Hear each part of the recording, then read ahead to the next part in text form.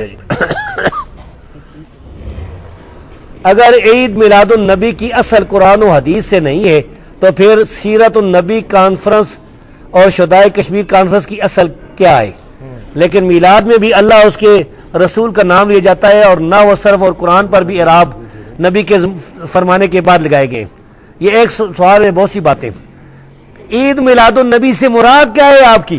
اگر آپ کی مراد یہ ہے کہ لوگوں کو اکٹھا کر کے 12 ربیع الاول کو یا آگے پیچھے ایک تقریر کی جائے، نبی صلی اللہ علیہ وسلم کی فضائل بیان کی جائیں، صحیح حدیثیں بیان کی جائیں، لوگ سنیں، یہ تو صحیح ہے، اس کو کون ناجائز قرار دیتا ہے؟ کوئی نہیں کہتا۔ یہ کوئی بھی اس کو ناجائز نہیں قرار دیتا۔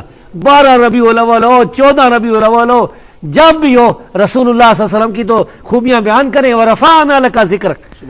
اب ہمارا یہ اختلاف ہے، عید میلاد النبی سے اگر مراد آپ یہ لیتے ہیں کہ بہت سے لڑکے اور جھنڈے لیے ہوئے اور عجیب عجیب کپڑے پہنے ہوئے اور ہاتھ میں لکڑی کی تلواریں بھی، ایک دفعہ میں جا رہا تھا تو 2 تلواریں لے کے آ رہے تھے، میں نے کہا کہ اللہ خیر کرے، یہ تلواریں اصلی ہے لکڑی کی؟ قریب جا کر دیکھا تو لکڑی کے رنگ لگے ہوئے پر۔ تو یہ چیزیں جو ہیں، اس طرح کے جلوس نکالنے، یہ صحیح نہیں، یہ بدعت ہے، یہ شیعوں سے لیے گئے ہیں، فاطمیوں سے لیے گئے ہیں۔